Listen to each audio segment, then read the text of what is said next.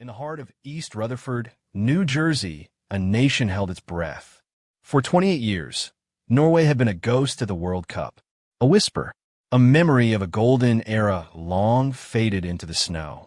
They arrived in America as the underdogs, the visitors, the team everyone expected to send home early. But football, beautiful, cruel football, does not care about expectations. And on a sweltering July night, against the most decorated nation in the history of the sport, Norway didn't just play. They conquered. They didn't just survive. They thrived. And in the aftermath of the greatest victory in a generation, a shirtless giant, dripping in sweat and glory, wrapped his arms around a future queen. This is the story of Erling Haaland. This is the story of the impossible. Let's set the scene. To understand the magnitude of this moment, you have to understand the weight of the past. Norway hasn't tasted the knockout stages of a World Cup since 1998. That is 28 years of heartbreak. 28 years of watching from the sidelines while the giants of the game danced on the biggest stage. Erling Haaland, at 26, is the best striker on the planet. But even he couldn't carry the weight of a nation alone. Before this match, the world looked at the bracket and saw a simple inevitability. Brazil, the Samba Kings, the five-time champions, against a plucky Nordic side. Brazil had Vinicius Jr. They had Marquinhos. They had Alisson in goal. They had flair, history, and the swagger of champions. Norway had hope, and a Viking. Haaland himself admitted it. He looked at the yellow jerseys across the pitch and felt the familiar sting of doubt. He said, "I thought we had a slim chance. I never dreamed we would actually beat them." But sometimes the script is written in the stars, and it doesn't care about the odds. The match began as everyone predicted. Relentless, ruthless. Brazil poured forward like a wave, crashing against Norway's blue wall. Chance after chance, shot after shot, but the goal would not come. Then a turning point, a moment that makes you believe in fate. Bruno Guimaraes steps up to the penalty spot in the 14th minute. The stadium falls silent, the weight of a nation on his shoulders. He strikes, and the ball kisses the post and escapes. A miss, a gift from the football gods. Brazil, the unstoppable force, was suddenly vulnerable. The crack in the armor appeared, and in the 34th minute of the second half, the crack shattered. Erling Haaland, Leviathan in the box, uses every ounce of his power. He outmuscles the defender, rises higher than anyone has a right to, and sends a towering header into the back of the net. The stadium erupts. The blue wave has crashed over the yellow dynasty.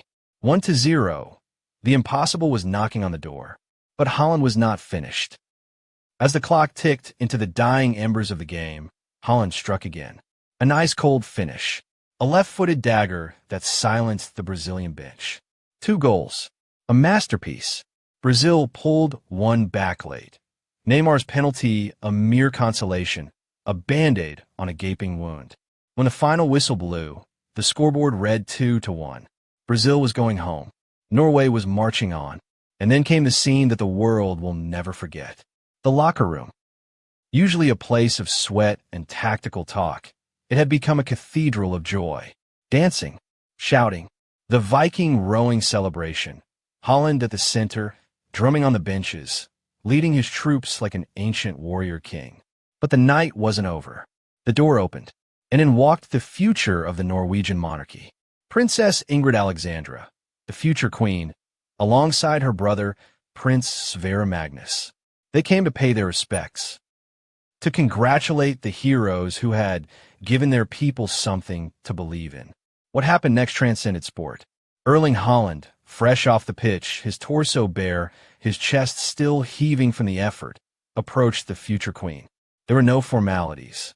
There were no stiff handshakes or royal protocol. There was only raw, unfiltered humanity. He wrapped his arms around Princess Ingrid Alexandra and pulled her into a warm, genuine embrace. The grin on his face was so wide you could see his gums. It was the smile of a child who had just opened the greatest gift of his life. The image went viral instantly.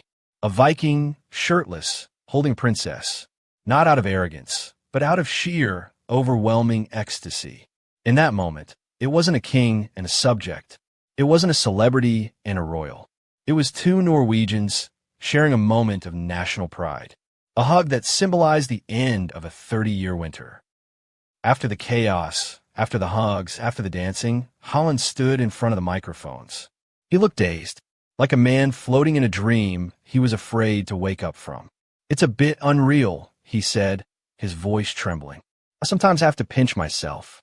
I don't often lose my words, but right now I really am." He spoke of his childhood, of the dreams he had of playing in a World Cup with Norway. He spoke of leading them to the tournament.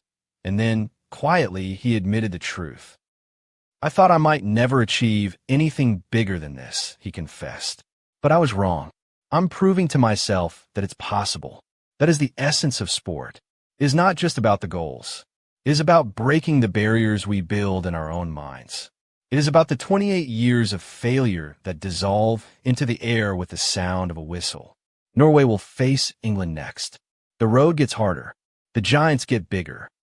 But on this night, in a locker room in New Jersey, a shirtless striker held his princess, and a nation that had been sleeping for decades finally woke up. Because sometimes you don't need the best team on paper. You don't need the richest history.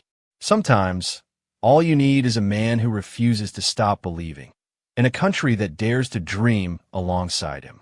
For 28 years, Norway waited. For 90 minutes, Brazil fell. For one embrace, history was rewritten.